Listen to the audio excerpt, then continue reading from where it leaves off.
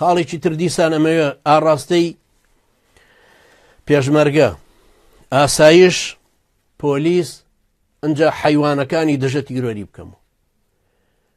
ئەو گەلە یەکەم لە خۆتانن، گەنجی وەکو خۆتانن، ئەوانیش مەحرومن وەکو کە ئێوە پارەی زۆرتریان داونەتێ، بەڵێ ئێستا موچەکەی ئێوان نیسبیان کەم کردوتەوە کەل لە پوتەکەی پێشمەرگایەتی، بەڵێ ئێستا موچەی ئێوەشان کەم کردوتەوە توو ڕەبوون، بەڵام ئەبێ بزانن ئەو خەڵکەش وەکو ئێوەیە، گەنجە وەکو ئێوە، ئیرادەی وەکو ئێوەی هەیە، خانەوادەی وەکو ئێوەی هەیە، لە باوکی فەقیرە وەکو ئێوە، گەنجێکە هیوای بەژیان هەیە، ئێوە هاوسەرگیری بکە، ئێوە مستەقبەلی خۆی تەمین کە، ئێوە مناڵی هەیە، ئێوە مناڵەکانی داهاتویان بۆ مسۆگەرکە. بۆچی تۆ بۆ خۆت پێت ڕەوایە $500 وەربگری بەڵام ئەوان بچەوسێنیتەوە کە ئەوان داوای $200 کەڕاتوەکانیانە؟ بۆچی ئەوان ئێستا وایان لێبێ بچنە دایرەیەک وەرەقەیەک داوا بکە، وەرەقە کە لە زمانی حیزبی بەعسی شاخۆڕایی بوو، لەم ئەوروپایە 100 وەرەقی داوا بکەی لە حکومەت بە خۆڕاییت دەنێ، پێ دەڵێ و کۆمپیوتەر خۆت کۆپیکە دەریکە، کەچی تۆ ئەبێ بڕۆی بۆ دایرەیەک سوورەت قەیدێک دەربێنی کە لەکوێ لەدایک بووی 10,000 دینار بدەی بەو حکومەتە مافیا دزە، وەرەقەیەک هەر وەرەقەیەک بدەنێت تۆ لەکوێ لەدایک بووی. ئەنجا خانوویەکت هەیە خێتە سەر خوشکەکەت، ناوی ئەو خانووی وەرەسەیەکە ئەتەوە لەسەر ناوی خۆت لای بیبی خێتە سەر ناوی ئەویتر، تۆ بزانە وەک مشار تۆژە بڕنەوە ئەویژە بڕنەوە لەسەر ئەم دەوڵەمەندی و شەری کاتی نەوتەوە تەمایان کردوتە سەر ئەو پارێککە ئێوە بێ لێرە 25,000 بدەی و لێ 50,000 بدەیت و لێ 100,000 بدەی، ئەمە چیە خانوەکە خێتە سەر ئەو.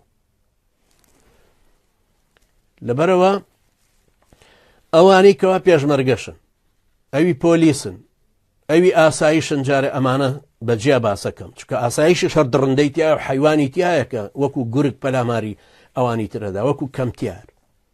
ئەمما دڕندەکانی تری دژە تیرۆرە بێەوە بزانن مستەقبەلی ئێوە تاریکە، وا نەزانی و کەش و فشە ئێسایکەی بەسەر میلەتەکەیە بەرماخت کردووە نازانین، بەخوا قەسەم ناوی 1400 کەسم 1134 کەسم لەلایە بە قائیمە، وا نەزانی ئەوە ئەشارڕیتەوە چێتان زۆر مهمە لە دژە تیرۆرە $50,000 بدەینە بە قائیمە بە سیدیەک ناوی هەمووتانمان بۆ دێنێ، وا نەزانی ئەوەندە بە ئەدەبی واش بزانی هەرچیەکت کرد کەس نازانە لە بەرەوەی بەرماخت کردو.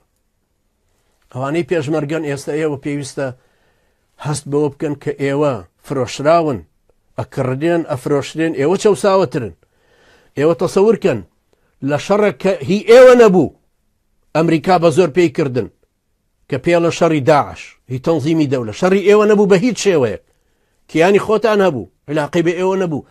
10,843 بریندار و کوژراوتاندا، 21 هجوم بۆ گوندی بەشیر، ئادەی خوێنەکەی کامەیە؟ هەر ئەوە نییە کە تەسلیمیان کردوونەتەوە فرۆشتویانەتەوە.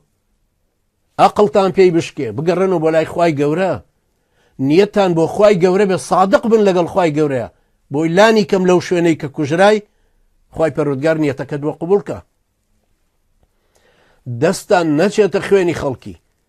ئەوە ئێستا جارە بە دژە تیرۆرەیکەن، ئەوە لەبەرەوەی ئەزانن ئەگەر بە ئێوەی بکەن ئێوە تەقە لە خەڵکەکە ناکەن، چونکە ئێوەش پیاوی ڕەشیدتان تایە، ئێوەش پیاوی بە شەرەفتان تایە.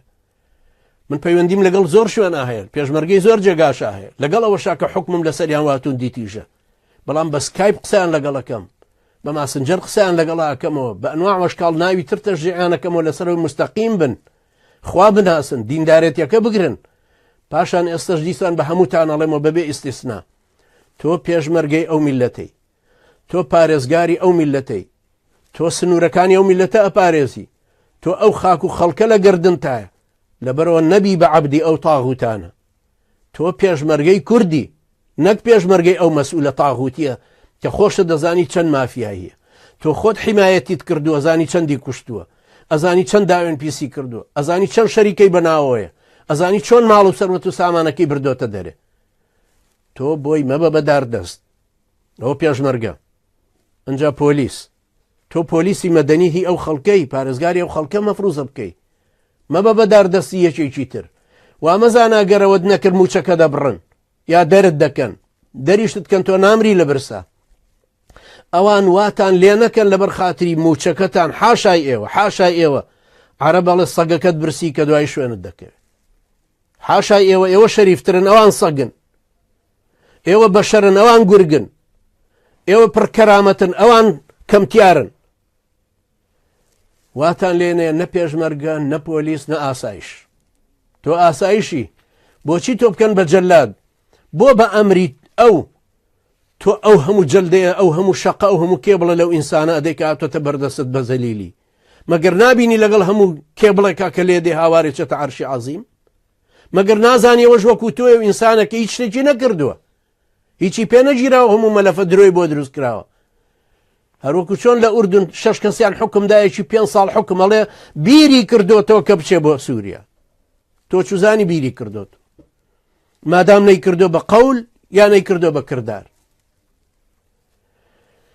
ئەمما دژە تیرۆرەکان هەروەکو وتیشم جارێکی کەشتیکراری یەکەم و ئاگاهتان لە خۆتان بێ، وا نەزانی کە بەرماخت کردبوو واتە ڕوت هەڵپێچا بوو، وا نەزانی کە خەڵک نازانێ و نادناسێ، ئەناسرێی ئەزانرێی ئەو کەسانەی کە بۆ قەزافی بوو بوون بە جەلاد وەختێ هجوومەکە کرایە سەر بابل عەزیزیە بەڕێزێک کە ناوی بلحاج بوو کە لە تایلەند گیرا بوو، دوایی بەریتانیا تەسلیم بە قەزافی کردبوو، ئەوە دوایی کە لە سجن هاتە دەرەوە هجوومی لەگەڵ گەنجەکانە کردە سەر بابل عەزیزیە، دوای هەرچی مەلەفی دەوڵەت هەیە کەوتە بەردەستی، هەرچی ئەوەی ئەلکترۆنیەیە کاغەزە.